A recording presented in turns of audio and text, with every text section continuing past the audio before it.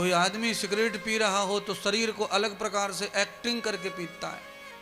Cigarette में पता नहीं कौन सा जादू है, कहीं भी देख लेना। अच्छा, ये बीड़ी फीड़ी पीने वाले एक्टिंग नहीं करते, ये तो जैसा है वो सूत सात के फेंक देते हैं।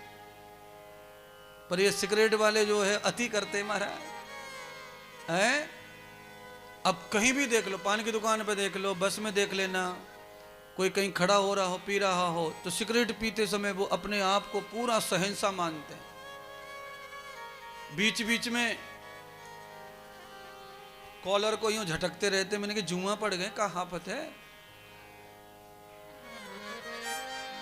आफत कुछ नहीं है, वो 4 दिन की चांदनी है। और कोई आफत उसे पूरा पता है कि ये सिगरेट जल्दी ले डूबने वाली है, इतरा लो आज ही जितना इतराना है।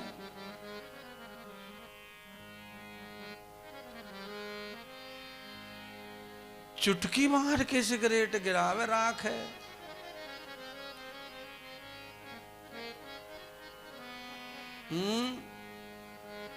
अरे पगले, 20 रुपए खर्च करके भी चुटकी बजाने को मिला, तुझे क्या मिला? चुटकी ही बजानी है तो चुटकी सिगरेट वाली मत बजा, फिर चुटकी बजानी है तो बजरंगबली वाली बजा।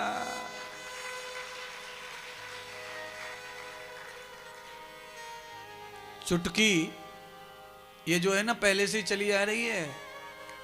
पहले तो इसी पे गाना गा लेते थे लोग, हाथ की चुटकी पर ही। अब चुटकी में ताकत ही ना बची लोगों की। पहले बड़ी ताकत थी चुटकी में, आवाज टन्नी टन बोले अंगूठा उंगली। अब उंगलियां और हाथ तो साफ ज्यादा दिखे पहले जमाने से, गोरे गोरे से लगे, पर आवाज गायब है गई। चुटकी कहां चली गई?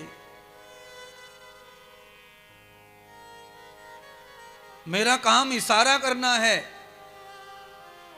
प्राचीन और नवीन संस्कृति दोनों का मेल करना मेरा काम है। आज बचत सत्र पेश हो रहा है सरकार संसद में, वहीं से लाया हूं इसको मैं, ज्ञान को उस पर लिख के आ रहा है।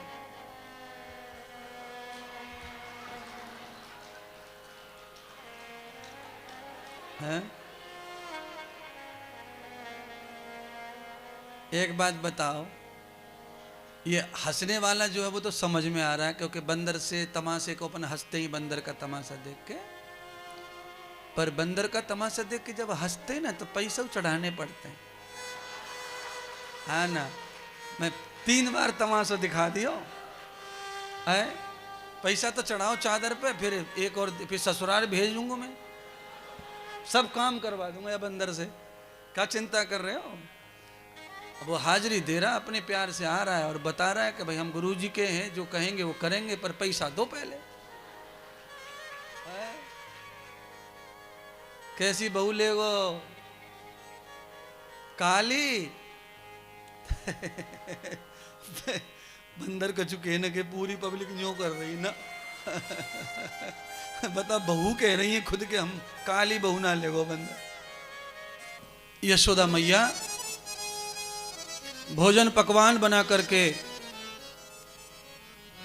लाला को सुला दिया, भोजन की थाली सजा ली और गौ सेवा करने वाले पालन करता नंद बाबा के लिए ले जा रही हैं।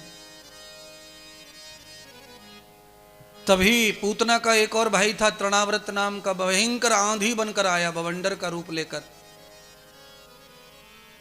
पूरे गोकुल में धूल धूल कर दी, मैया की आंखों में धूल, थाली में धूल, सारा भोजन गिर गया। वस्त्र संभाले तो थाली गिरे, थाली संभाले तो चुनरी उड़े, तो मैया ने पल्लू पकड़ लिया, थाली को छोड़ दिया। कभी ऐसा हो आपके जीवन में कि आपको अपने कपड़े को संभालना है, माता बहनों को सीने के ऊपर, और दूसरे हाथ में कुछ और लगा हुआ है, तो वस्तु पदार्थ द्रव्य से महंगा अगर कुछ है तो वो है इज्जत। तो हमें अपने सम्मान को पहले बचाना चाहिए। तो यशोदा मैया ने अपने पल्लू को बचाने के लिए भोजन को जाने दिया। लौट के आई, घर पे देखा सब धूल मिट्टी हो गई। लाला कहाँ है? तो लाला तृणाव्रत को लेकर आकाश में चले गए। बादलों में जाकर उसका विध्वंस कर दिया। पालने में आकर बैठे तो शांत हो गई आंधी, तो मैया दौड़ के चढ़ी छत पर, देखा कन्हैया को सुरक्षित है। घर को बाहरी झाड़ू किया और फिर से भोजन पकाया। और भोजन पका के अब कि भगवान सोए नहीं हैं, तो मैया ने पहले लाला को जिमाया, फिर बाबा को कहा कि अब बाबा को करके आती हूं, तू खेल यहां। आहा, कमाल हो गया। कथा को किस तरह समझा रहे हैं सुखदेव जी।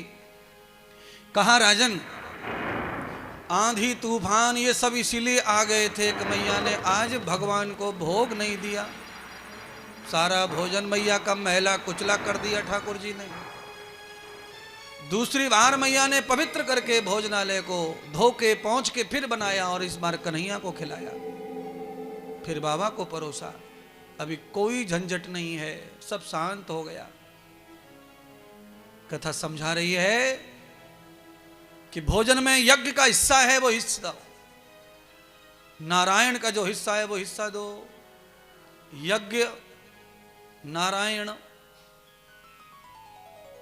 अग्नि में आहुति चढ़ाकर तो बहुत अच्छा है, न हो तो गाय को खिला दो, ये भी उत्तम है।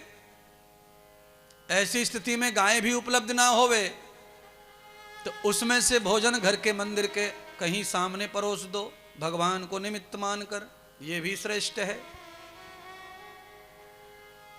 यह भी कम ज्यादा हो जाए तो किसी साधु महात्मा, कोई विद्वान वेद पाठी मिले, वहां थोड़ा कर दो। कुल मिलाकर के भोजन को अटेस्टेड करवा लो, साइन मरवा लो प्रसाद के, फिर बढ़िया चलेगा काम। ये कथा इसीलिए सुनाई जाती है कि हम जो भूल भुलैया में बहुत काल में पड़े हैं और सब नियमों को छोड़ के जिन चीजों के पीछे भाग रहे हैं वो अलग हैं और ये अलग हैं।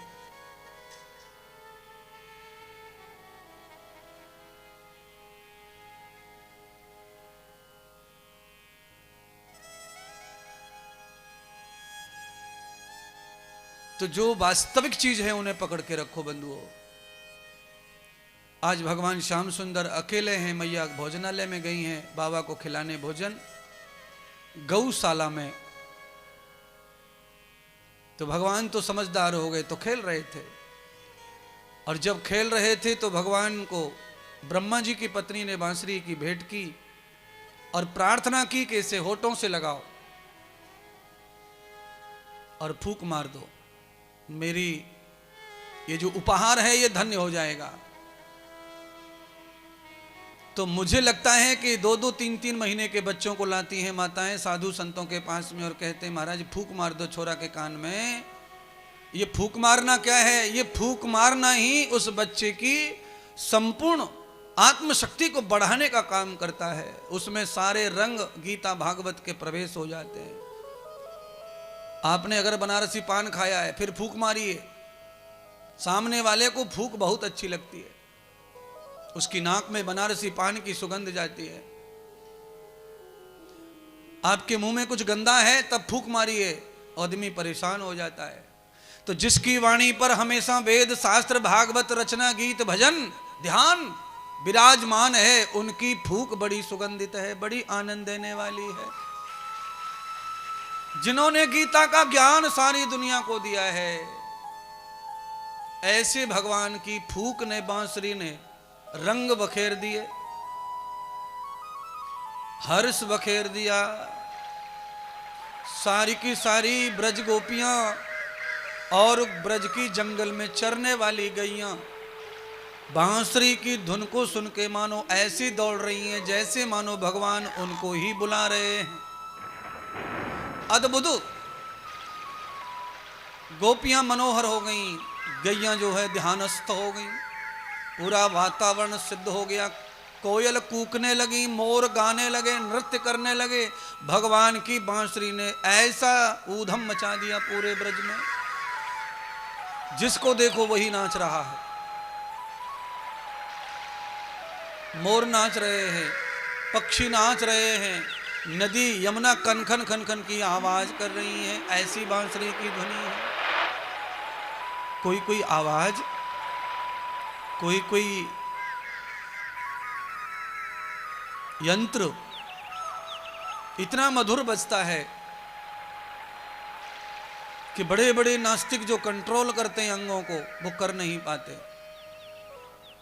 बहुत लोग रहते हैं ऐसे, जो थोड़े बड़े सम्मान वाले लोग रहते हैं ना, तो वो थोड़ा नाचने कूदने पे थोड़ा सा ब्रेक रखते हैं, कंट्रोल करते हैं, पर अंदर जो भावना है वो कंट्रोल नहीं होती, अंदर उचक रहती है। संगीत की यही महिमा है। संगीत का मतलब ढोलक तबला ही नहीं है, संगीत का मतलब होता है मीठी वाणी, सत्यवाणी, भागवत वाणी, कथा वाणी, यह भी संगीत है। संगीत का मतलब इतना ही नहीं है, संगीत का मतलब है राम का नाम स्मरण करना। संगीत माने सामवेद, और सामवेद माने उपासना। जो आदमी सचमुच में भजन करता है वो बहुत ही रसीला होता है।